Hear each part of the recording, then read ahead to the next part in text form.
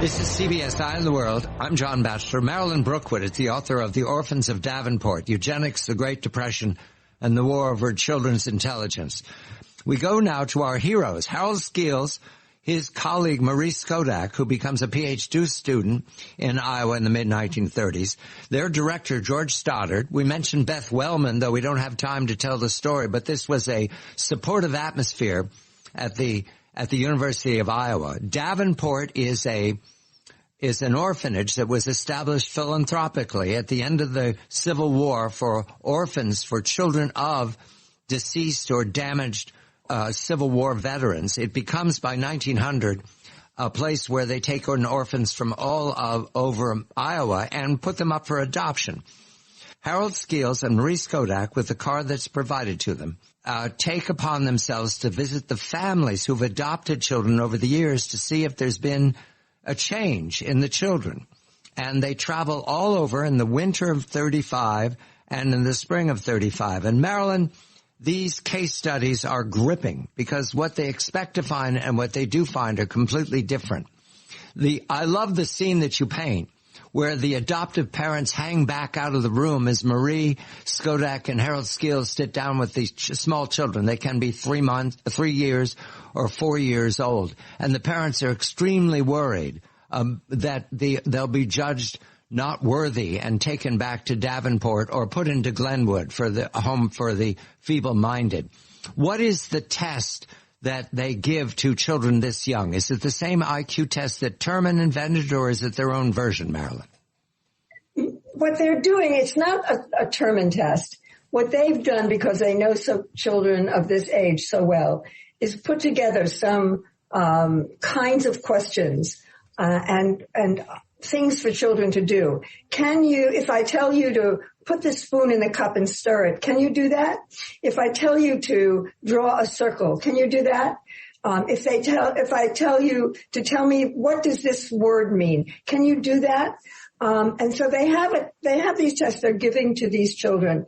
They're driving everywhere in Iowa because the state of Iowa won't approve the adoptions unless the children are actually of normal intelligence. Any child who was not of normal intelligence had to be placed into a special institution, and they would have had to withdraw these children from the only homes they had ever known, and take them and put away right then and put them in other institutions. So it was something they were dreading, but they knew normal children, and they used some of Terman's ideas, but Terman's test really was not considered valid until you were about 6 years old. And these children were about 1.5 to 2 years of age.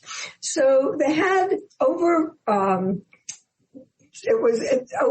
4 years, they tested 600 of these children adopted from Davenport. Every one of these children had what was called poor heredity. Every one of the children had a parent or two parents of extremely low intelligence. And they expected that these little babies that had been adopted at 15 months or 20 months, when they were now going to see them, would show the results of that very poor intelligence. And they were absolutely amazed to find that of the 600 children they looked at, 600, imagine, over 4 years, they only took found two who were intellectually deficient, and they had to remove them. So, not only were the children normal, but they had IQs that today are considered in the superior range. So Harold Skeels described those children as having the same kinds of IQs as the children of university professors. All right. Harold takes that learning, accidental learning, and they're now about to have an experiment. 11 children are taken out of Davenport, and then there are children in the control group left at Davenport. 3 boys and 8 girls are my notes. And they're put into environments to observe them. This is 1936, to observe their improvement. What do they determine from that experiment that Harold is running? So those children were retarded. And they had come into Davenport, most of them as normal children. And while being mistreated at Davenport and neglected, they became retarded. And they were then sent to live with other women. If it worked with BD and CD, maybe it would work with these children. Harold didn't know that, but he got permission to do it. So he takes them and brings them to Glenwood. And guess what? The same thing that happened to BD and CD and the same thing that happened to the other children, these children also became normal.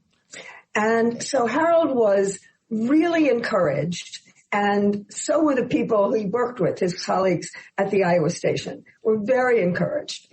And they realized that they had almost accidentally come upon research, their own research, that challenged everything that America's psychologists were teaching and believed. And by the way, everyone except George Stoddard, but every other person there who was a psychologist had believed that the ideas of eugenics were correct. And now they had evidence that they weren't correct. So it was really revolutionary. Environmentalists versus hereditarians. It is now 1961. Harold Skeels has risen in the world. He's at the National Institute of Mental Health. And Marie Skodak is working, I believe, in Dearborn, Michigan. That's right. Dearborn, Michigan. But they have a grant to go and interview the same case studies that of those 11 and others who are now late 20s, early 30s. They're visiting the same people, and nobody's ever followed up before, and the revelations are obvious. Again and again, Marilyn, what we're finding here is something that we regard as commonsensical in the 21st century, but it would have been surprising that people continued to develop comfortably. What did they find about CD and BD in 1961? So the first child Harold went to see first he wanted to see the parents to get permission to see the now adult children. This was a different time than today. And he found out that BD and CD's parents, adoptive parents, had died while she was an adolescent, and an aunt had raised her. And it was not perhaps the best situation. Also, CD had become ill with asthma and had to drop out of high school really very early in 9th grade. But Harold found out that CD had married and with her husband had moved to the Southwest for a better climate for her illness. Her husband was well employed.